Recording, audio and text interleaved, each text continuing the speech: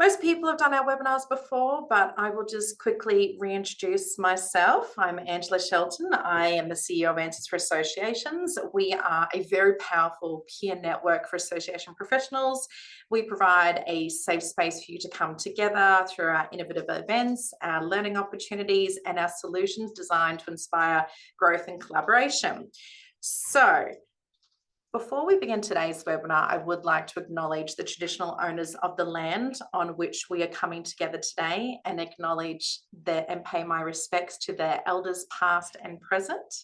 And let you also know that we will be recording today's sessions. So you will be able to go back, look at and listen to all the fantastic insights because you're going to be seeing a lot of visuals from our presenters today. So without further ado, let's introduce our fantastic presenters. So we have got David Nord and Lindsay Page, who are both from the Pathfinder.ai team. Now, we've worked with these guys for a couple of years, and they are doing some really amazing things in the AI space.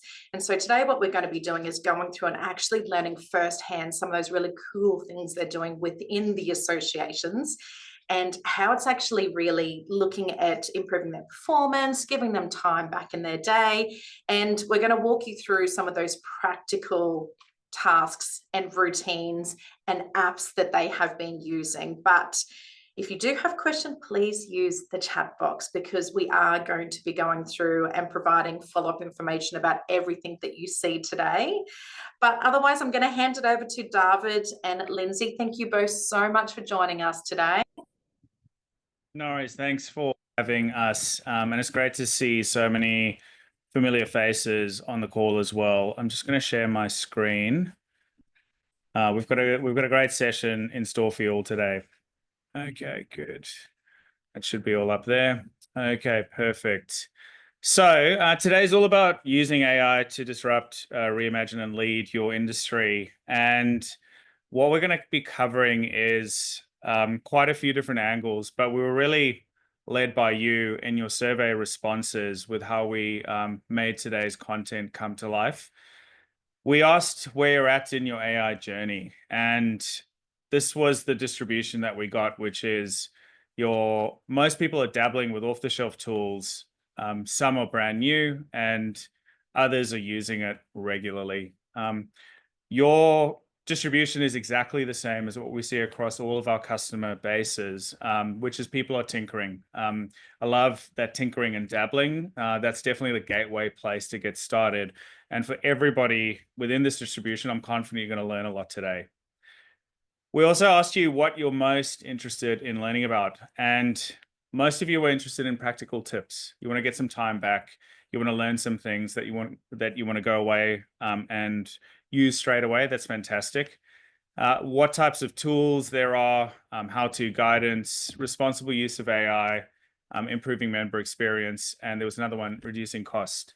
We're going to be covering most of these today. And particularly on the tool discovery side, you'll be learning a few new tools, but what I'm hoping you're going to learn as well is how to get the most out of the tools you already have. On the responsible use of AI, you're going to be learning a little about what happens to your data and some of the risks that are involved with that. So we're going to be covering that as well. Now, I just want to set some baseline things as well, which is some of you might have dabbled with AI before and found that it was weird. It kind of gave strange responses, and that might have caused you to go away. And maybe you're coming back now for the first time. And that's a very common thing that we see in technology. Even something like the internet, people initially said may just be a passing fad as millions give up on it. Some of you may have seen a very infamous Bill Gates interview with David Letterman when the internet first came out, and David Letterman is just like making a bit of a joke of him. And you couldn't imagine a world without the internet today. It's such a critical part of what we do.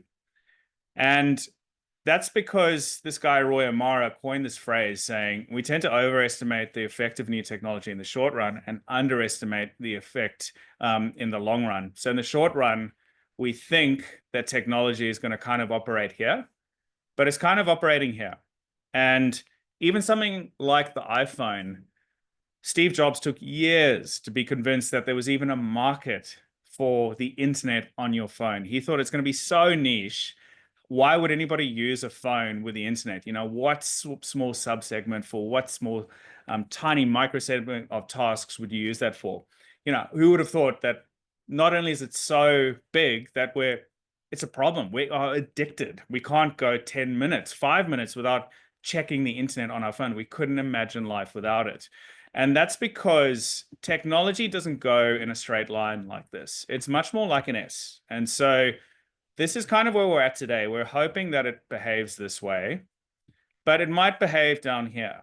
But what we're going to see, particularly over the next 2 years, is a massive acceleration of how this technology develops. So your timing is absolutely impeccable to be on this webinar, because if all you did was learn how to use off-the-shelf tools, you'd already be in kind of the top 1% of this technology. The reason why I say the next 2 years are particularly important, because we're going to hit some real barriers with making the models smarter in 2 years from now. It'll start slowing down. It's going to be other innovations, but at some point we would have trained these models on everything that's available on the internet. And after that, it's going to be really hard to keep going forward. Now, I haven't given us much of an introduction today. My name is David Nord. I'm the CEO and founder of this company called Pathfinder AI. We are Australia's leading AI innovation consultancy and execution engine. We work with these absolutely wonderful logos that you see here, as well as recently got an award from the AFR as one of Australia's most innovative companies in our first year. We've got a fantastic team. You can see some of their faces there. And I'm joined by our AI upskilling lead, Lindsay Page, who's worked with tons of you before as well, with training people up. Now, some of you might be wondering, okay, well, there are all those kind of corporate logos there. What does that have to do with associations?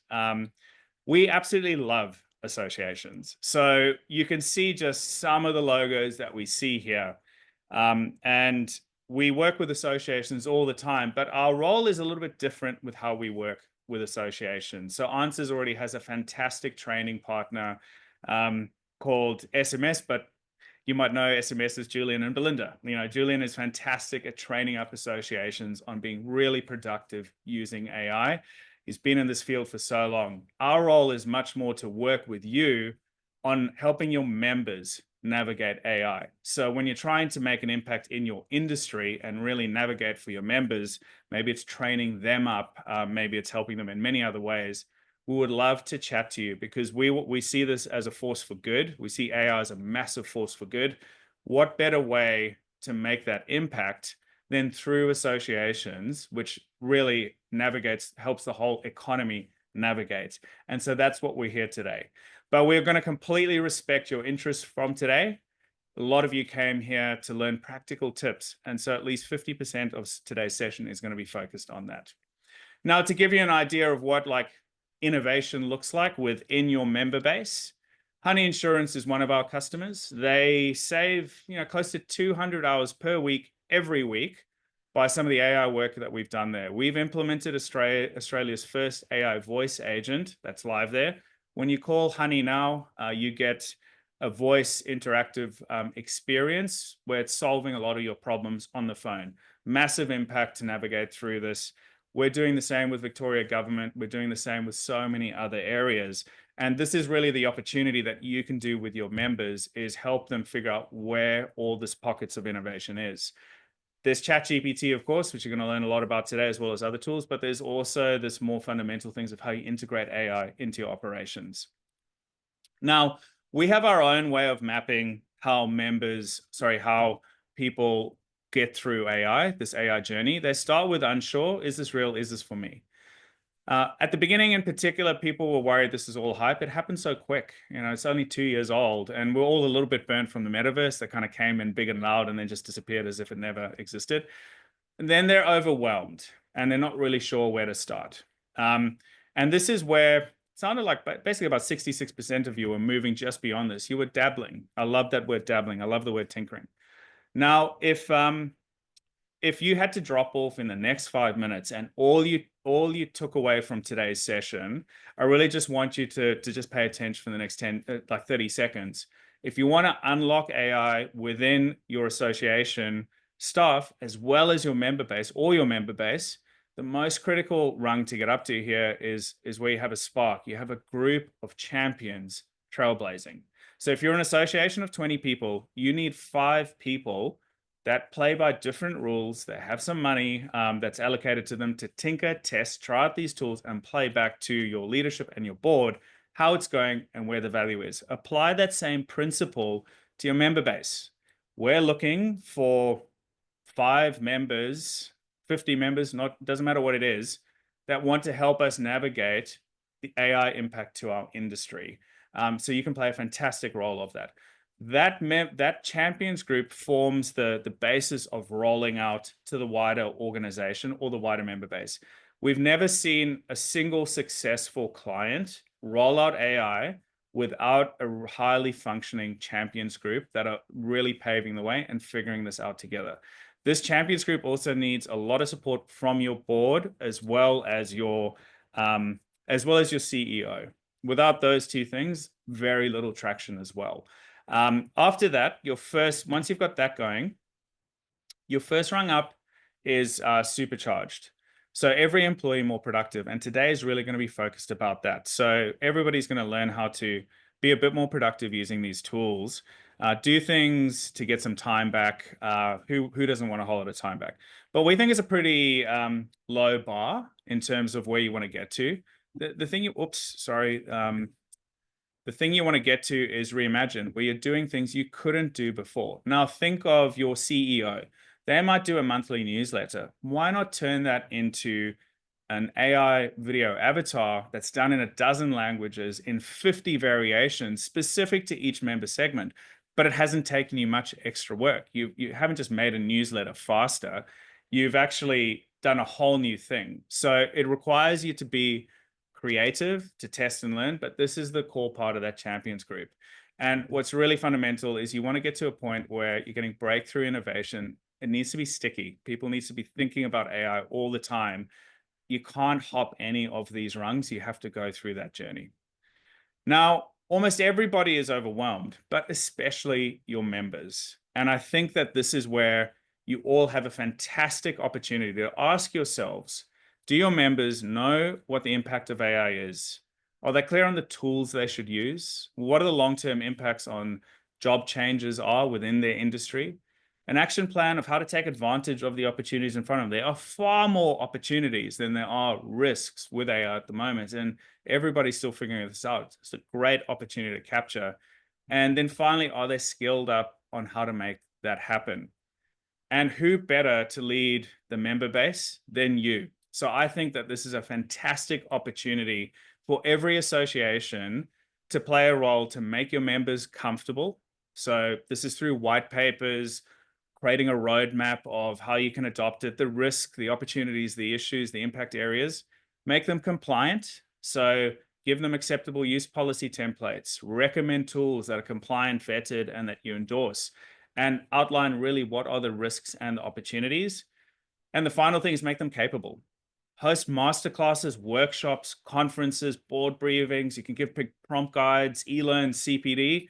And the amazing thing about everything that I've posted here, it's self-funding. All of this is new revenue opportunities. At your next conference, host a deep dive masterclass as an additional ticket. Host acceptable use policies at a fee. It's really up to you. But I know that associations are always looking at new ways to contribute value to their members, but also stay financially sustainable. I think that this is a fantastic mutual exchange. And again, I think it can all be done through that framework of going through your champions group. So I think there's tremendous opportunities there. And of course, we'd love to help you. This is absolutely how we deep dive and go into associations all the time. So what do we want to get out of a session like today and our partnership with Answers is we're looking for those innovators within the association base. We're looking for the leaders that want to really hop on and guide their member base through, and we'd love to chat. So there's one final thing, which is if you play a core role for your industry. So for instance, if you have to accredit members and they're not allowed to do anything within that industry unless they're accredited by you, We have a couple of associations that we're working with where we're taking anything from a 3-year process of accrediting something and bringing it back down to even less than a year. Or there's one in particular where it's a 13-week process to credit skilled professionals who come to Australia, trying to get that down to a couple of weeks, or getting very close to that. And even somebody like Rewa in Western Australia, CPD content creation time, getting that down by 85% for their training courses. So there's tons of opportunities there if you play that critical role as well. And we're going to put a link to having a chat with us or some more information. We'd love to have a conversation to help you come up with some ideas for that. Now, so those are the big ideas of how you can play that critical role. Now, most of you came to today to learn about how to get started in your day job. So today what we're going to be covering is a couple of things around making every employee more productive, making your operations faster and smarter, new products and services as well as we're hoping this will inspire a whole lot of ways you can get started at home as well. Even in fact, if you follow us on LinkedIn, we've posted a couple of great posts about this even in the last 24 hours.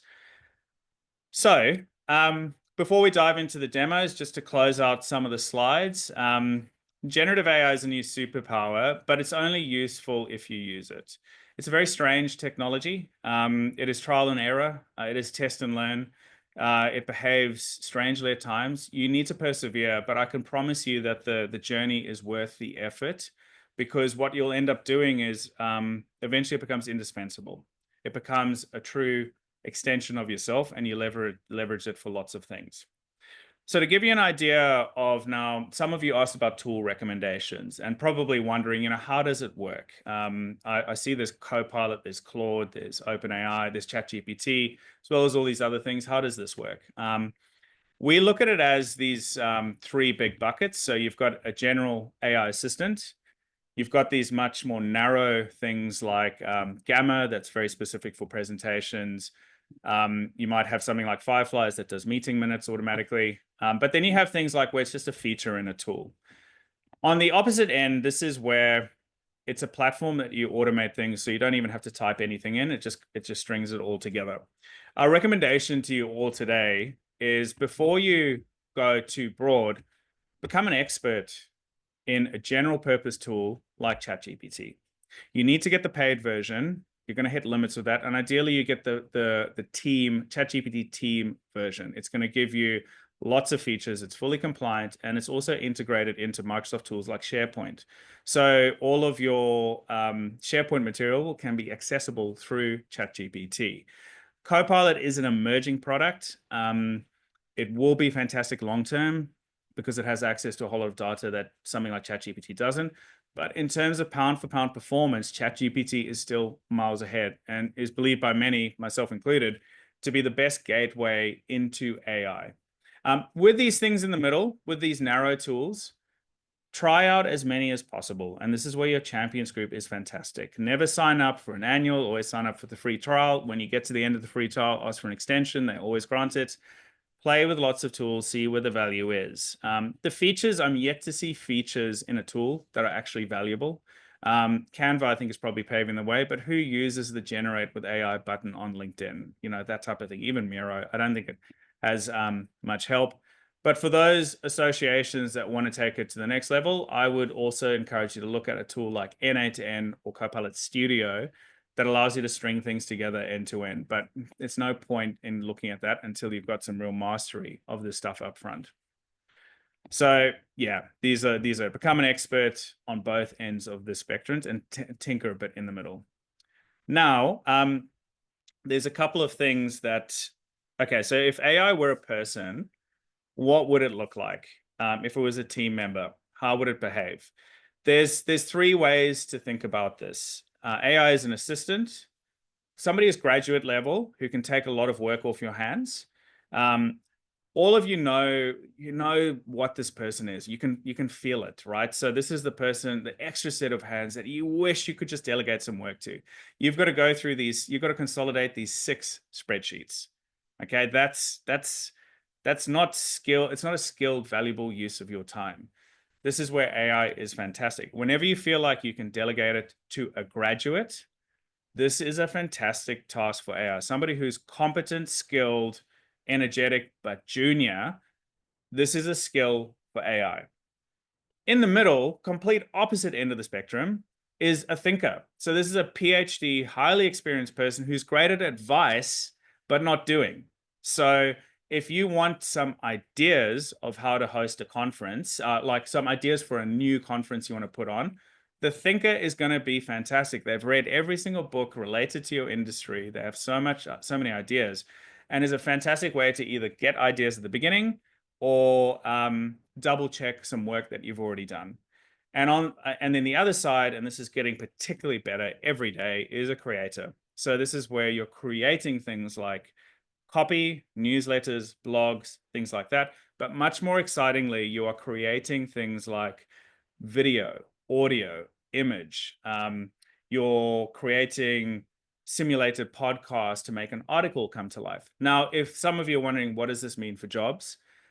It's going to, all the data shows, including from the World Economic Forum, it's going to create so many more jobs than any it impacts. And out of these things here, you don't want less people in your organization. You typically want more people. You just can't afford them. And most of your time is taken up by low value tasks.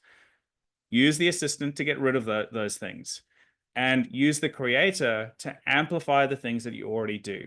So if you already publish a fantastic blog, monthly newsletter, publish it in 12 languages. But not only that, make the header of the blog tailored specifically to each of your member groups. So for instance, if you work for if you work for a vets association, you have dairy vets, you have all sorts of other vets, household vets, all of that. The top bit of it could be tailored. Here's what's valuable to you. And just that top bit has taken some content that you've already put some thoughtful time into and personalize it for that person. You could turn it into some kind of audio. There's lots of different ways to dive into this. Now, final point before we dive into the demos.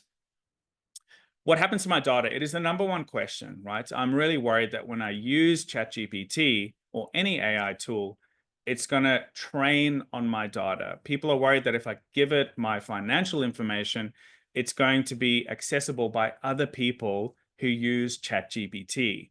So there's three ways to think about this. The first is the privacy component. So where, how private is it? Are people going to have access to that? The second is, how secure is it? Could it be broken into by a set of hackers, or potentially just somebody who isn't particularly diligent within their workforce and leaves their station unlocked, something like that? And the third is, how long is the data held onto for?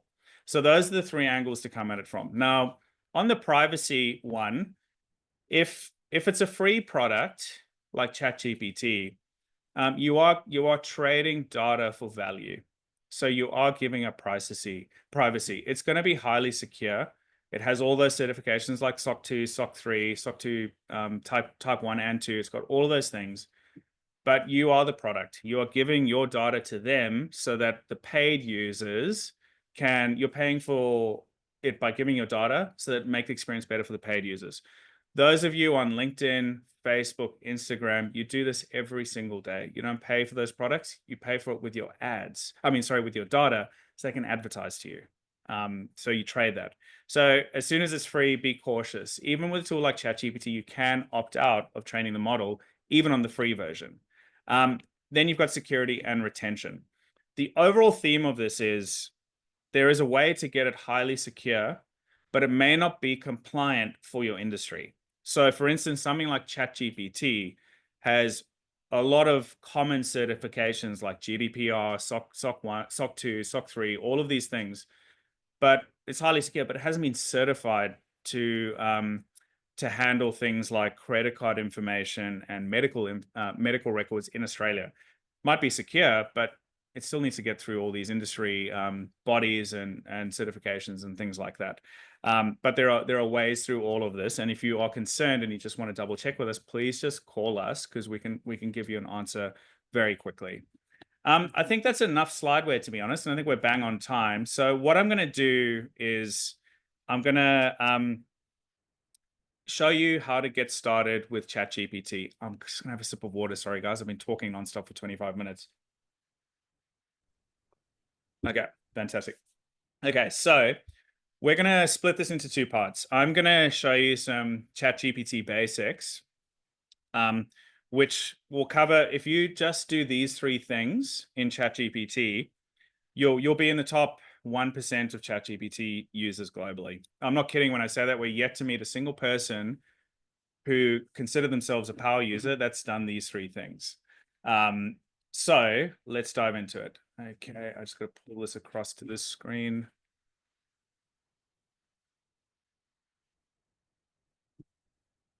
Okay, there you go. Okay, cool. Great, very good. Okay, ChatGPT, you've all seen this before. Okay, so let's dive into it. Okay, first thing, I'm worried about my data training the model. Okay, so let's remove that worry. Now, the key thing with this bit that I'm going to show you is, yes, it removes you training the model, but it's not, it doesn't come with certifications. So if you think of ChatGPT, the team version versus the free or plus version, they both behave, particularly the plus version and team version, they both behave very much the same way, but one has certifications and not. So if you are actually getting this for your association, you really do need to get the team version, because whilst it is secure, whilst it's the same security as the level below it, the team version has the certifications, it has all the documentation and all of that. Okay, so let's go back into that again. So you click on this thing. This is where it is in mine. Yours might be in the bottom left. Look for a ChatGPT logo. That's our Pathfinder logo there, something like that. So if I click on settings, I'm going to get this screen here. Now, if I go down to data controls on the left, it says improve the model for everyone. Mine is off by default. I can't even turn it on because we're on the highest tier license that you can get because of our relationship with OpenAI. We have the same version that a top tier enterprise company would have. I can't even turn that on. If you're on the free or plus version, immediately just turn that off. And now your data isn't being used by ChatGPT. The other thing that you can do from here is if you're sharing any links with people and you might have something out there that you don't want it, you can also manage it from here, but that's probably not required at this point. Okay, that's the first thing you need to do. So now you're comfortable that your data is not being used to train the model. Okay. The second thing is if I were to ask ChatGPT, can you come up with a marketing plan for me? And I didn't tell it, let's say it's a brand new version of ChatGPT, it's going to be a very generic response because it doesn't know anything about me. And if you were to ask it, can you come up with a marketing plan for me? It's going to be a very generic response. Both of us are going to think it's kind of garbage, but what else is it meant to do? Because it doesn't know anything about us. So the very next thing you all should do is click on this, click on Customize ChatGPT, and now you're being asked to set up your custom instructions. We're going to share a link at the end, which actually will do this for you. It's going to ask you a couple of questions, and then it's going to spit out your custom instructions for you to copy paste in here. But this is where you tell it what you do. So if you're a funeral directors association, tell it that that's what you do. Now it knows what to look for. Also ask it, it's going to ask you how you want it to interact with you. Here's some of the things that I've done. It's really sometimes painful. It doesn't do it so much anymore, but there was one point where it just said synergy all the time. It's very kind of corporate speak. So I've said a couple of things there. The big thing now is the double dashes. It does double dashes all the time. Hot tip, if you want to see if content's been created by ChatGPT, it's got double dashes all over it. So things like this. You basically tell it how you want it to respond. This is not as important as this bit. Anything else ChatGPT should know about you. So this is where you tell it as much as possible about who you are and what you do. So what your role within your company is, what you're looking for, all of that. I have everything down to my MacBook model in here, so that when I ask, how can I solve this problem? My Microsoft Teams is not loading up. It knows that I have a Mac and not a Windows. I have all sorts of things like that. Now, the good news about this is ChatGPT is constantly making it easier to do this. So now it will reference your previous chats to get that information as well. So over time, it builds up a whole lot of memory for you. So that's the first thing, opt out of the model. Second thing is configure your custom instructions. Do it properly, spend 10 minutes. It's going to make everything much better. The third thing that you all need to learn how to do is build a GPT. Now, there's tons of great sessions, particularly that Julian runs, that dives into this in a lot more detail. But it's important to me that at least you all are aware of how to get going with this, because this will take your experience of ChatGPT to the next level. Now, what is a GPT? So if I say, can you create a 16-week marketing plan for my website at pathfinder.ai. I'm in the AI industry. I target small to medium businesses. I have a TikTok channel. You can tell how much I'm putting in here. Imagine having to type this in every single time you use ChatGPT. It's going to be very frustrating. It's going to be very time consuming to do this every single time, particularly if you're doing something like creating a newsletter or something like that. What a GPT allows you to do is to take something like this and turn it into a tool. So for instance, we have a Pathfinder brand guidelines GPT that will reformat things to use our own tone of voice. But in this case here, if I click on explore GPTs, I land this space here and I click on create GPT, I can now say marketing content generator, and I can tell it what I want it to do. Create a 16-week marketing plan for my website at these things. I will give you the topic and audiences each time. So very simple place to get started. So let's create that. I'm merely making you a little bit inspired and aware of this feature because very few people use this, but it's an incredibly powerful tool. So now, if I want to use this GPT, when I go into ChatGPT, all I have to do is say @mention marketing content generator and type in associations in Australia focused on compliance. I haven't told it anything about creating marketing content. I haven't told it anything about the duration. I haven't told it anything about that. But because I've @mentioned this, it's going to go through this and it's going to start pulling together that 16-week plan without me putting in the rest. It's finding these associations first. Anyways, as this continues, it's gonna start spitting out what a 16-week plan looks like. Now, to show you how we use this at Pathfinder, if I go into the Pathfinder brand voice assistant, what I'll quickly do is show you how it's configured.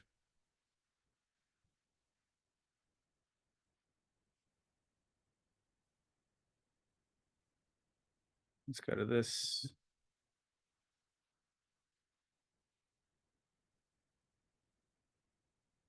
Sorry, I don't have edit permission on this. Sorry, Laura's got edit permission on this one.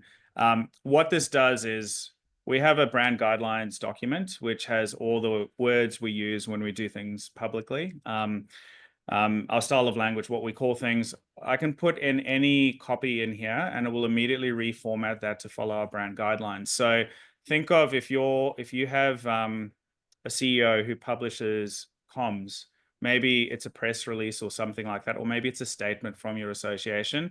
You can take that voice assistant and start using it directly within ChatGPT to reformat that. So those were just the three things that I really wanted to put into your head as a starting point with ChatGPT. There's so much more, but what I would really recommend is on ChatGPT, keep an eye open on the answers community, particularly of the sessions that Julian runs, because he goes into a lot more detail on that.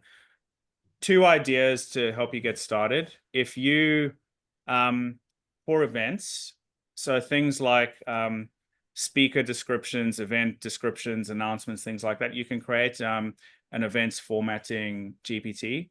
It'll help get a lot of time back. And I'm a keynote speaker, conference speaker, things like that. I have an invoicing GPT where at the end, when I'm doing my expense reimbursements for you guys, I just put all the invoices into that and immediately extracts all the expenses, puts it into a beautiful email, and I just send that off. It's a huge time saving for me. What we're going to do now is Lindsay's going to take you beyond ChatGPT, but I really encourage you all to spend as much time really getting to know ChatGPT as well as possible as a starting point, whilst you're still exploring this other area. Lindsay, I'll hand it over to you. Perfect. Thanks, David. So I've just quickly shared my screen because I did have edit access to that. So you can have just a look here to see the type of instructions that we've put forward. If you ever have any issues with what to put in your instructions, one of the best tips that we can give you is to actually ask AI itself what it looks for or what it needs to get the most out of something like a GPT. So when you are kind of sitting there with a blank screen and it says, ask me anything, one of the first things that you can ask it is, I'm trying to achieve X. How do you want me to tell you to do that thing? And you'll get a great result every single time.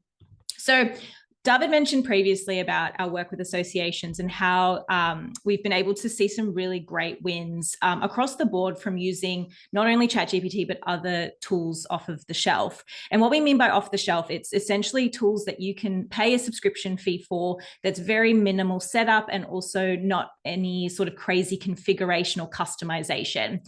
These tools are everywhere and they can be quite challenging to figure out when or where to actually adopt them. David mentioned earlier, the best way to get started is with utilizing some sort of champion group to trial and come back with some sort of use case around whether or not you want to proceed with licenses. But at the very least, something like a ChatGPT license is an excellent path forward. The other thing that I always get asked around how to talk to AI is when sometimes you ask a question to it, perhaps it's not 100% the outcome that you're looking for. And this is where the custom instructions generator that I've put into the chat really, really helps actually guide ChatGPT to get you some results that you're really wanting. But there's also some tips and tricks that you can use. So the term prompting is something that people talk about a lot, and that is actually something that is dying out because these AI tools are becoming so great at actually articulating what you're asking it to do. And I've just got a quick example before I dive into that. So I'm just going to pull this up. So basically what I wanted to show was if you were to ask ChatGPT certain elements or certain prompts, when does it work in your favor versus not? And I think this is a really clear example of how adding just a few extra details can actually give you some really great outcomes. So in this instance, I've got, can you generate an image of someone giving a presentation to a group of people about AI? Now, this isn't not accurate. This is actually a very accurate photo in the sense that, yes, that is someone presenting about AI, but it's not necessarily a photo of me presenting about AI or David presenting about AI because A, we're not in a room all together, B, where, it's different genders, things like that. So ultimately, what you can start to do is you don't even have to provide that much context. I've actually now prompted to say, based on what you know about me, can you generate an image of me presenting an AI webinar to people virtually? So this now turns into all of the information that we've spoken about in the past, plus my custom instructions. Based on what you know, generate that image. I also gave it extra context of my face, which assists a lot as well, because you're going to get a better outcome. And then it generated a version of this, which, I mean, it's not wrong. I feel like this is relatively similar to what I look like and seem to be presenting right now. I also have my webinar mic in front of me that you can't see. Then this is where you start to get into the territory of being able to, what we kind of call like one prompting, like you kind of do one and done to get what you're looking for, is asking AI to act as a certain person. You can say, I want you to act like the best marketing manager in the world. I want you to be the best personal trainer. I want you to act as a psychologist. You can go as wide as you'd like. Think of any role in society. You can put that forward. You can give the context of what you're wanting and the output. So here, just for fun, I've said, act like an artist, and I want you to change this image of me presenting into a Sailor Moon style cartoon. And that's what it's done. And ultimately, if I had asked a similar version to that at the start, I probably would have gotten the right outcome. But it's really just to kind of hit home that if you're finding that your outcomes within ChatGPT or any AI is not 100% perfect, a lot of it is going back and forth and learning how to talk to these systems, because it's not a one and done. A lot of the time, you do have to go back and forth to get exactly what you're looking for.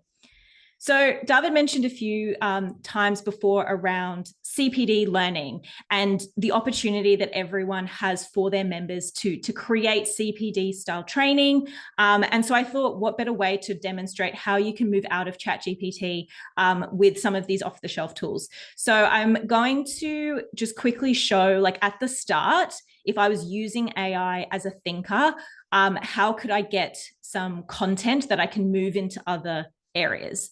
The interesting thing before I jump into it is that ultimately, like what you see in ChatGPT today, as of May 2025, the likelihood that all of the things that you see in external off-the-shelf tools will become features of something like ChatGPT is really, really high. So things that you'll see today, maybe in 6 months, I'll be eating my words because it's already a feature in ChatGPT, but you will hit those limits. So for this instance, I'm basically going to ask ChatGPT that if I wanted to launch a new CPD offering to my members and I wanted to tell them how to use AI in the industry, how could you put together a 2-month launch plan for me? So I'm just going to submit that. And then it's going to come back with me some ideas. So it's going to go through goals. It's going to go through the different ways to prepare, which is great. Now, I think when you see this, it's like, okay, great, it's bullet points, but that doesn't really mean anything necessarily for my team. So now I'm actually going to ask it to generate these as tasks and assign roles and due dates. And I've just put that we're only a team of 2 because this is, some of you may only have yourselves or a small team. So now it's going through and saying, right, these are the tasks, this is the role, and these are the due dates, and I've categorized them. Then if you were to go into it even further and say, okay, well, we use Airtable as our CRM. And now I want you to update this format so I can actually upload this to Airtable. So I'm just going to wait till that's finished. And then I'm going to click next. And that's now going to come back to me in a CSV file. So I haven't asked it to do that. I've said I want it in Airtable format. And what I'll be able to do once this is generated is I can download this and upload this to Airtable. Now, you can replace that with any CRM that you're currently using. You can replace this with Excel, Google Sheets, however you track your items. You can then ask it to generate it in that format. If you don't even know how to generate a table in Airtable, you can now ask, can you tell me step by step how to generate a table in Airtable? And it will be able to do that for you.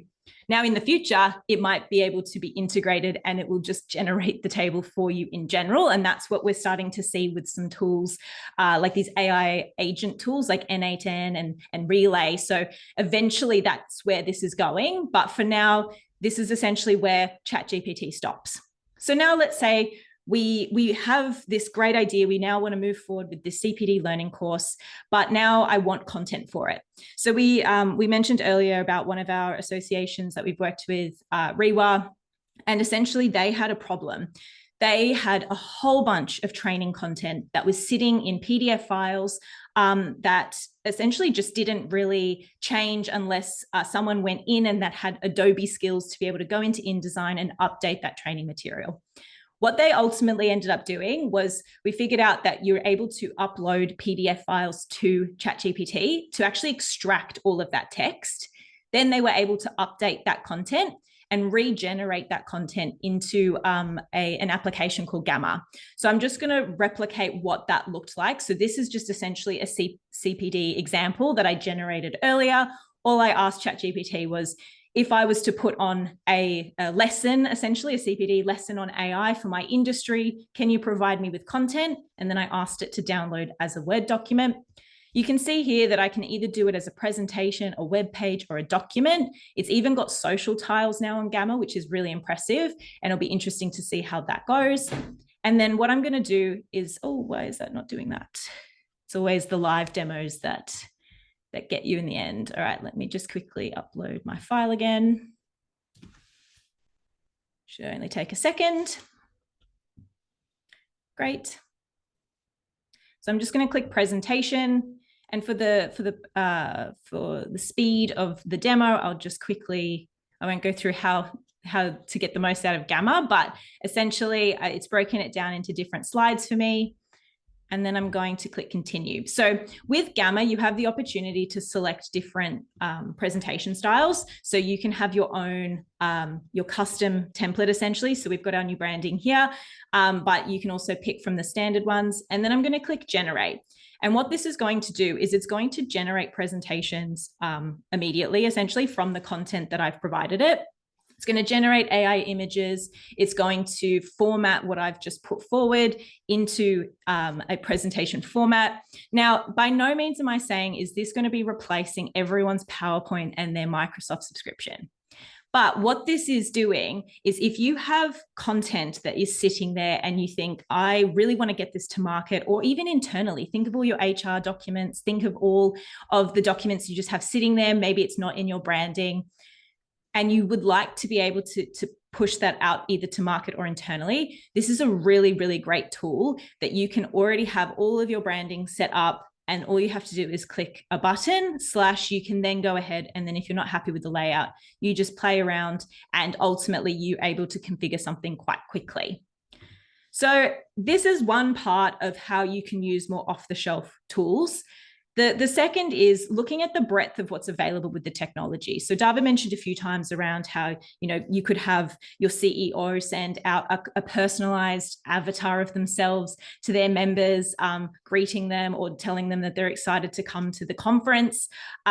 It's really about how comfortable you are implementing some of this technology, but it does exist, and that's what we're here to show, is the full breadth.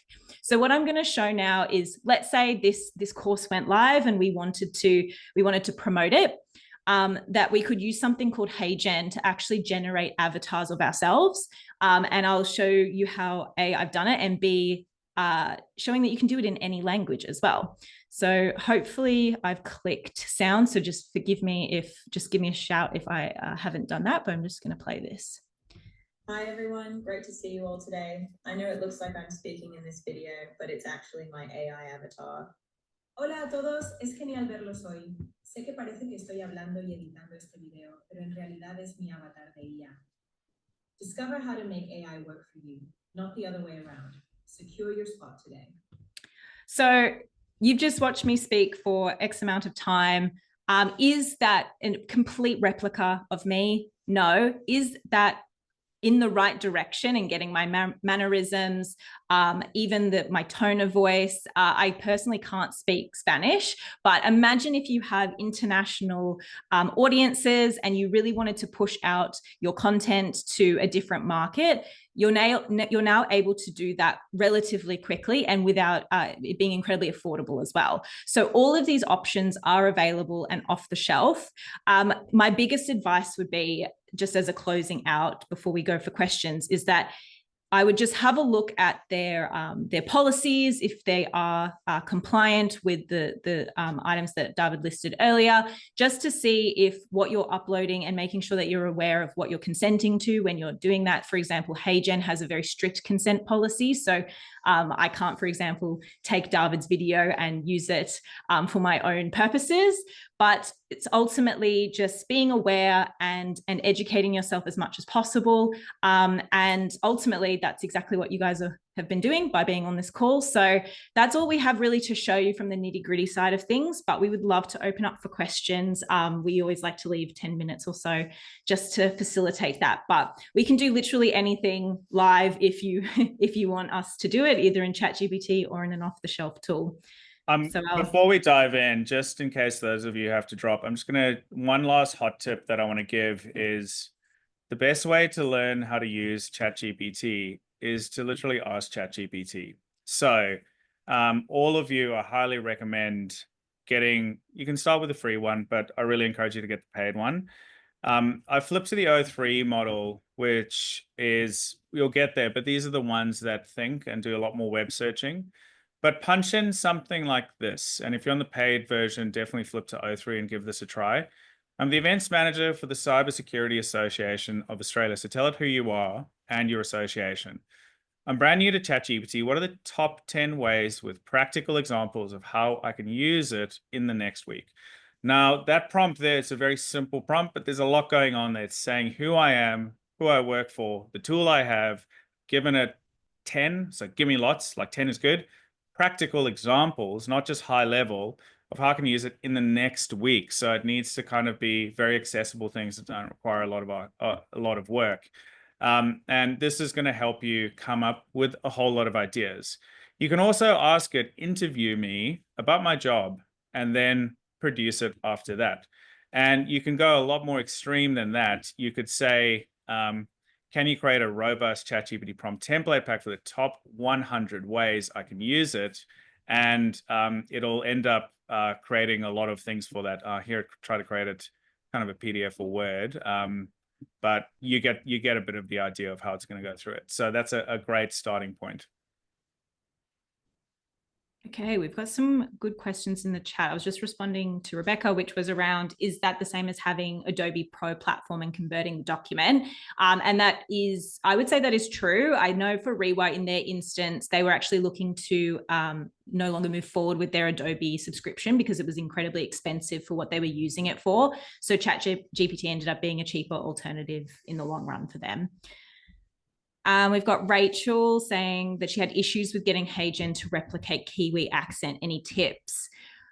I'm thinking 11 Labs, David. Yeah, exactly. So this is something that I know it sounds weird, but I'd say a great place to start, because you're going to have infinite questions like this.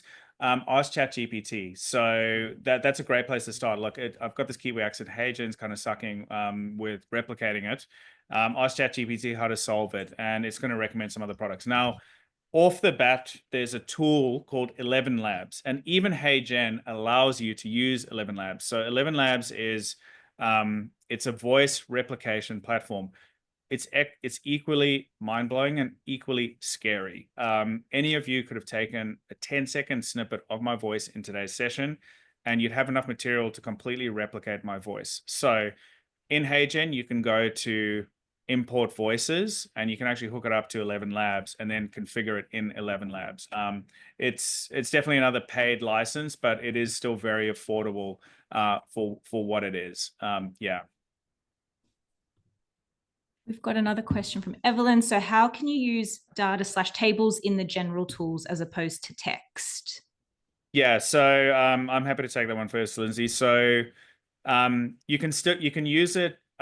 Okay, so headline is it's an emerging field. So if your tables are simple, so it's not like 17 workbooks in an Excel or 17 worksheets in an Excel workbook with lots of macros and all of that, you're going to get quite a good outcome. So if it's easy, again, for an assistant, if we think of that analogy at the beginning, easy for a new assistant to handle, it's going to be very good. It's going to read that and tackle it and etc. Now, when you go into ChatGPT, one of the options that you get at the top there, we had 4.0 and I flipped it to 0.3. 0.3 are the reasoning models, the thinking ones. These ones are better at data analysis and data cutting and coding. They take longer. It'll take 2-3 minutes, but it's going to be better. There are some nuances, like you might find just even through your test and learn, you get a better outcome if instead of like actually just copying and pasting the information into ChatGPT instead of putting a CSV in. So I would test and learn. Again, we're here to help. We're happy to jump on a call with you and share some thoughts, but it can absolutely do that and then produce the CSV at the end as well. Perfect. So we've got another one saying, how do I compare the difference with the data in 2 different spreadsheets, which I think would be a similar response. Similar thing. I would use the 0.3 model. The 4.0 model will do it, but the 0.3 model would do it better. We didn't go into this today because it is a step further, but all you need to know is the 0.3 models. ChatGPT is horribly confusing. It's equally an easy product, but equally one of the worst design products I've ever seen. You're asking users to choose between 4.0, 0.3, 04 mini high, 04 mini, like it's absolutely absurd. Nobody thinks and speaks that way. But what you all just need to know here today is that 4.0 is what we call a base model. It's really fast. It's input output really fast. The ones that start with O are the reasoning models, and reasoning models, that's the industry term for it, are the ones that think. So they will first understand your problem deeply, perform an operation, reflect on the results, and decide if they need to do another thing again. So when you're doing something with data, I would use the O3 model, but not as a general day-to-day, because it takes longer. It takes like 2-3 minutes, and we don't like waiting 2-3 minutes. So you end up finding you're going between them. As a quick hot tip as well, I'll show you this, is if you're ever unhappy with the response, okay, so let's go into this one here. I use the O3 model. Sorry, David, you're just sharing the wrong screen. Sharing the wrong, sorry. Yeah.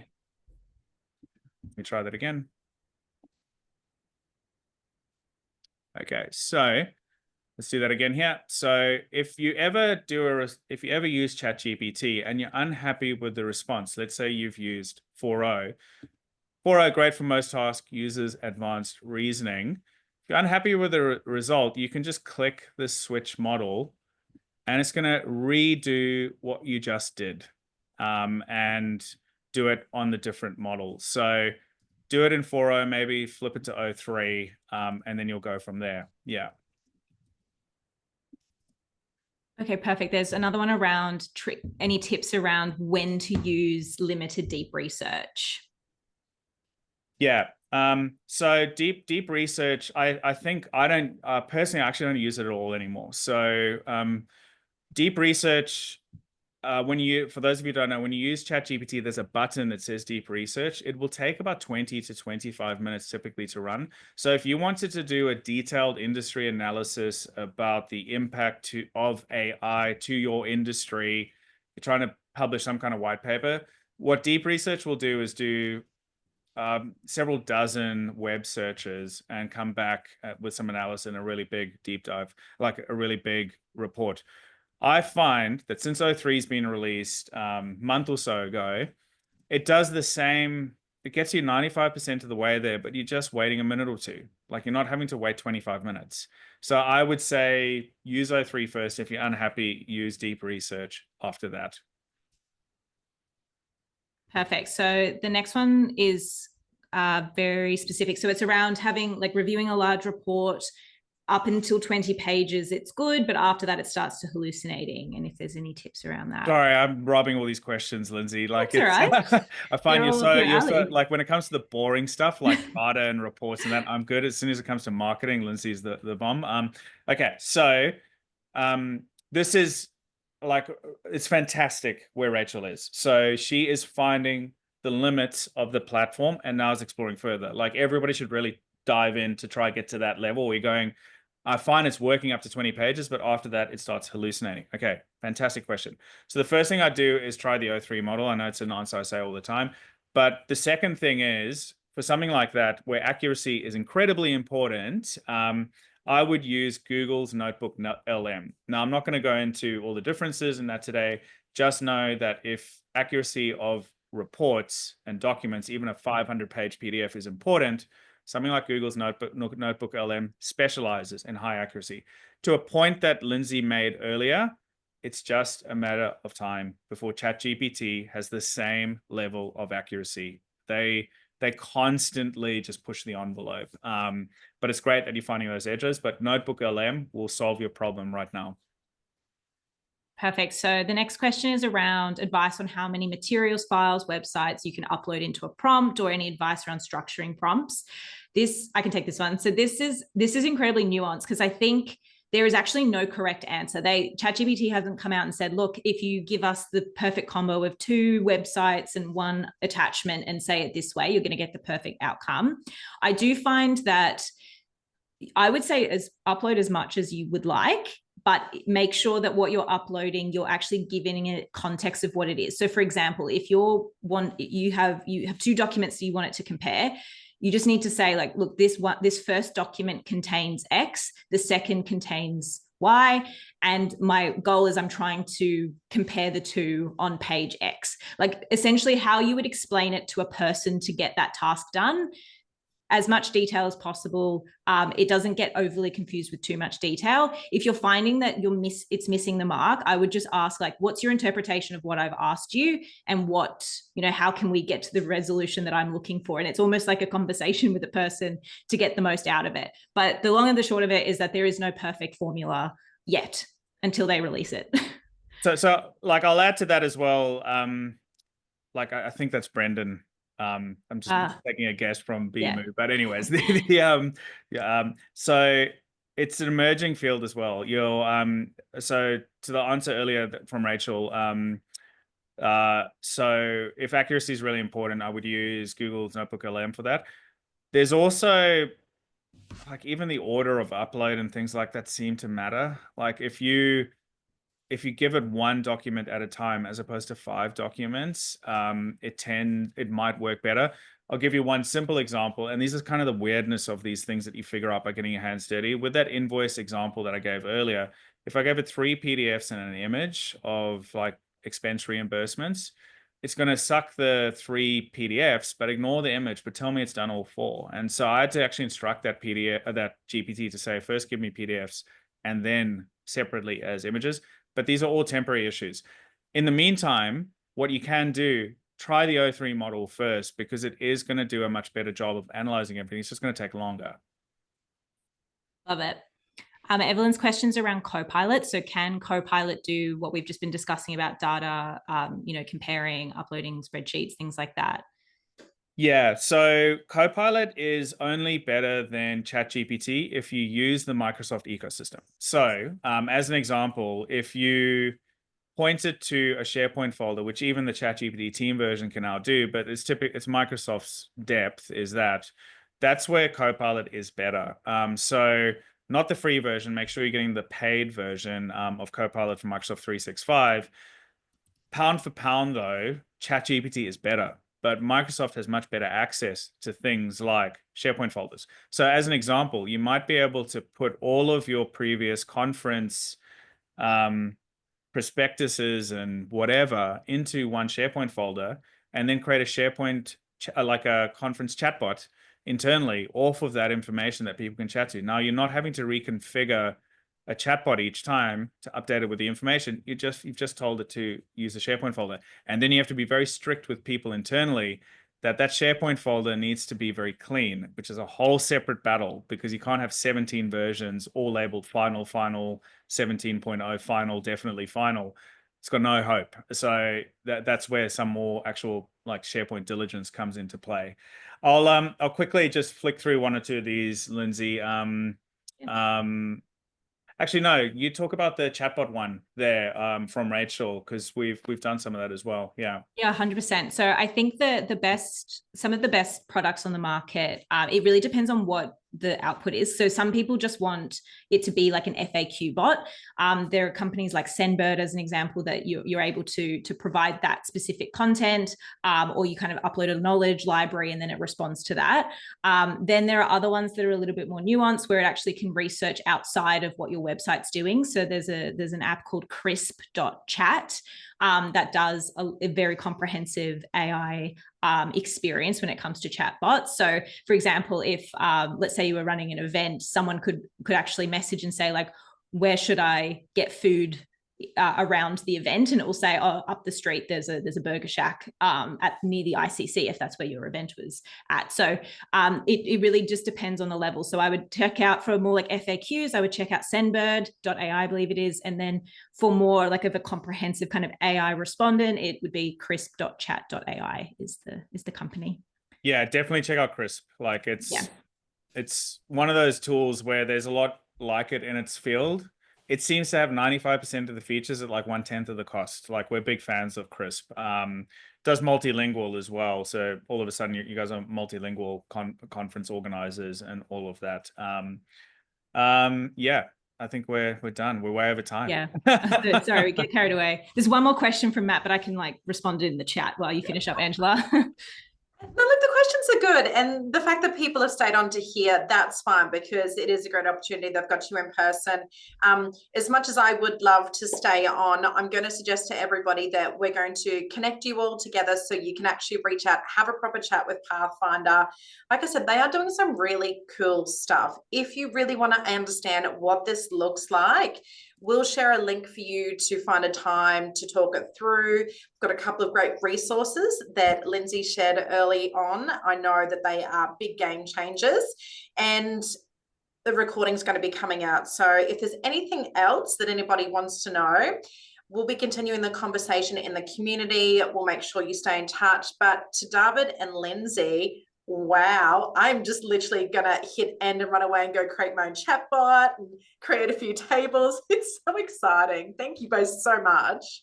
You're welcome. And, you know, that's the basis of this partnership, that all of your answers community, you're not alone, guys. Like, that's why we're here. That's why we've partnered, because you really are the ones that are paving the way for all of Australia, really, through associations. So there's no obligation to do work with us at all. We just want to have the conversations. So feel free to use the information, chat to us. I've no doubt that whether we work together or not, you're going to get a ton of value from chatting with us. And so will we. We love learning about your members and the issues that they're facing, and we'd love to be able to help. So thank you very much.